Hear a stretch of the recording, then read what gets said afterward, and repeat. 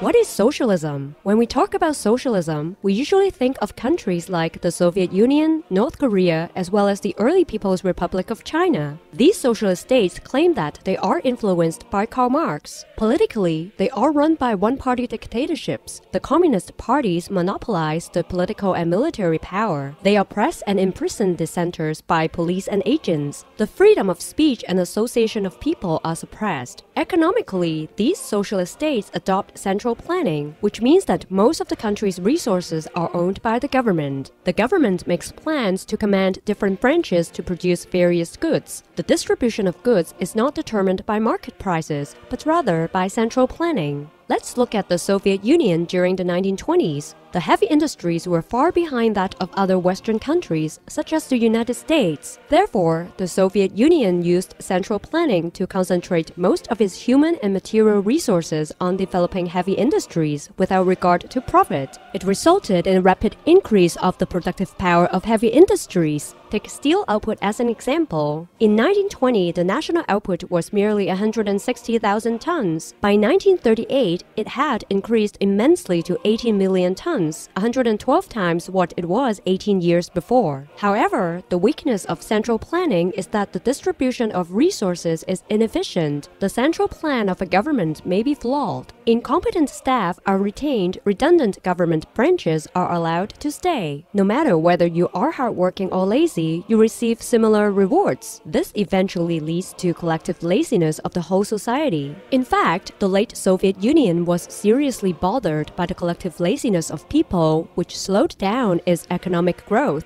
However, does Marx really propose one-party dictatorship and central planning? We have to first understand that almost all of Marx's writings are focused on criticizing capitalism. These critiques can be found in his famous works such as the Communist Manifesto and Capital. But what should a socialist state be? On this point, Marx is quite ambiguous. What kind of political institutions would Marx support? We can predict his political view from one of his writings, The Civil War in France, in which he gives high praise to the Paris Commune. In 1871, France lost the war with Prussia. The people in Paris started an uprising and occupied Paris. The Paris Commune was formed. It was short-lived and was soon destroyed by the French government. Nevertheless, it enjoyed a very high status in the history of socialism, for it represents a valuable attempt to realize the ideal of self-government in a modern society. In the Paris Commune, all the political decisions were made collectively by the council members. These council members were elected by people by universal suffrage. The political power was dispersed and decentralized. The council members were always accountable to the people and were subject, in theory, to immediate recall by their electors. The factories were also transformed into cooperatives. Workers autonomously determined the content of their work and the direction of their factories. In brief, compared with the top-down systems, such as one-party dictatorship and central planning, Marx prefers the bottom-up systems in which the government and companies are collectively ruled by the people. But why does socialism now seem to become what we saw in the Soviet Union? Here, we have to introduce Vladimir Lenin, a 20th century Russian socialist revolutionist, also the father of the Soviet Union. According to the prediction of Marx, the socialist revolution should happen in the most mature capitalist countries. In these developed capitalist countries, there is an enormous working class, and the socialist revolutionists can assemble them to overthrow capitalism. However, what can socialist revolutionists do in backward countries? Before the Soviet Union was formed, Russia was a rural country that fell behind industrial countries such as England. There were few industrial workers in Russia. How could revolutionists assemble enough people for revolution? Even if the revolution is successful, how can a loosely organized socialist state resist the attack of other capitalized countries? Therefore, Lenin argued, the socialist revolution should be led by a small group of professional revolutionists. These revolutionists should form a vanguard party which represents the will of the people and leads the people to fight. After the success of the revolution, in order to resist the attack of hostile capitalist states, the new socialist state should be dictated by the vanguard party. The vanguard party should also educate the people and reform the society in a top-down way. Dissenters should be oppressed ruthlessly. From the perspective of Lenin, people may be corrupted by the ideology of capitalism. They may not be reliable in the socialist cause. Only the vanguard party can truly represent the interests of the people. This top-down approach of ruling gradually becomes one-party dictatorship and central planning. Although Lenin reflected on his view in his later years, it undoubtedly greatly influenced the Soviet Union in Stalin's age as well as the early PRC ruled by Mao Zedong. Now, do you think Marx would agree with the socialist state of Lenin, Stalin, and Mao? If Marx has to construct a socialist state today, what kind of state do you think he would establish?